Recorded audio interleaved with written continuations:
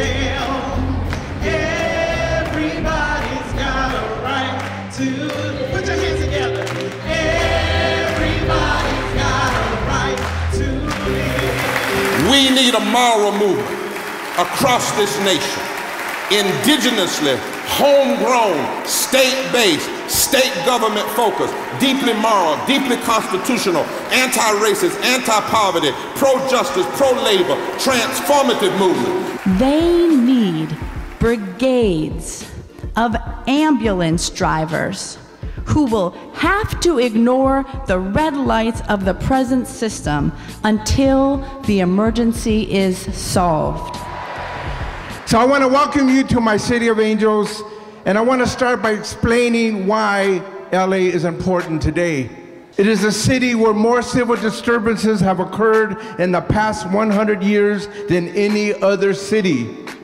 Luchemos por una paz verdadera, por trabajos dignos, vivienda, educación, transformación.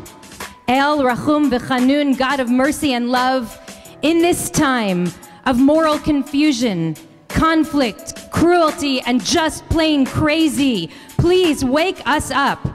I begged my mother to teach me the history behind her native tongue, to teach me how to be strong like her, how to run like her, how to move to the rhythm of her rolling R's. She said that our tongue is a masterpiece, that with every word we say, we paint the stories of our ancestors.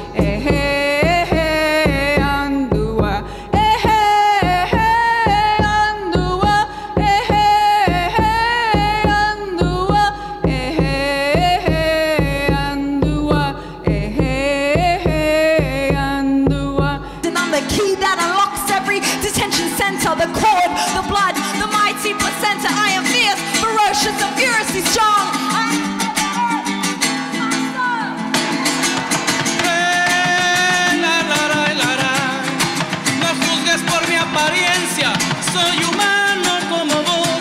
And I love to work, I do, but find it nearly impossible to make end meets.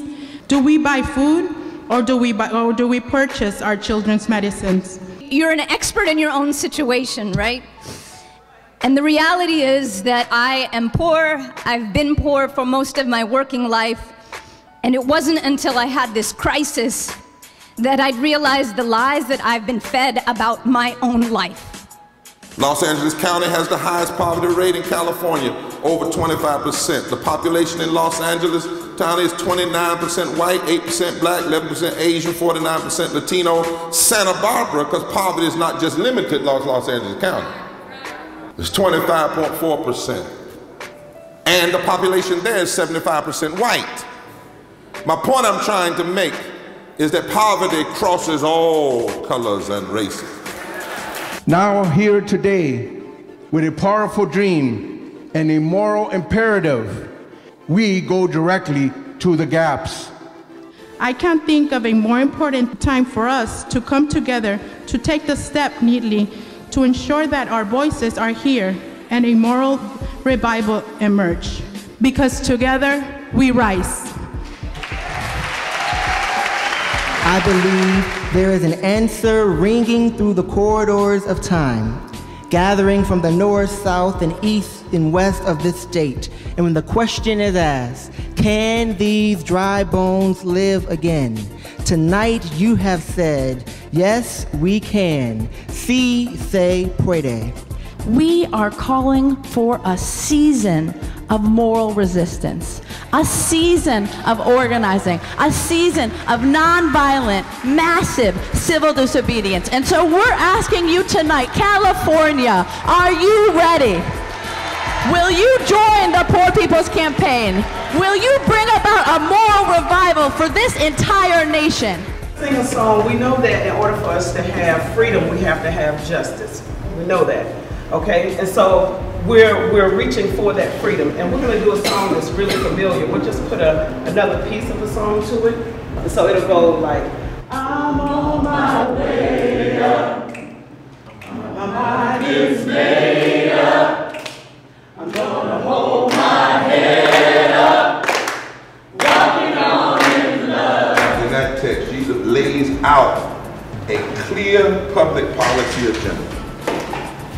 The poor, the imprisoned, the brokenhearted, the bruised, the blind, the oppressed, and then all of the ones who've been made to feel acceptable.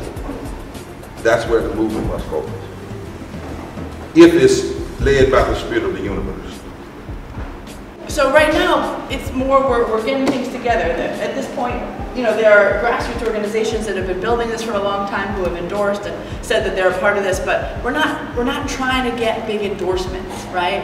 We're trying to build at these state levels, trying to build the folks that are saying that, you know, it is time for us to come together across all the different issues. It is time for us to you know, move from doing one action here, or one program here, or one thing here, to something that is more coordinated and more committed for the long haul. It's something that we think will at least take another step in building a movement in this country. We need to change the conversation. This is not about what is left versus right. This is about what is right versus wrong. Keeping millions of people from seeing a doctor is not a left policy or a right policy. It's a wrong policy. Kicking hard-working people and refusing to pay them a living wage is not about left versus right. It's about right versus wrong. Could it be that God is waiting on us to cry in the street? Could it be that God, the God of the universe, the Spirit of the universe, is waiting for us to stand up for a season of civil disobedience? It's time for a breakthrough. If we break through the narrative, then we can break through the policies.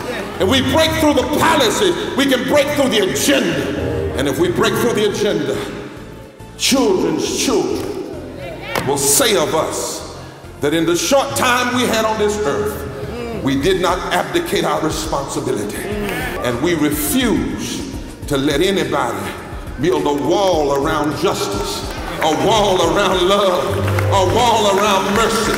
No, we broke through.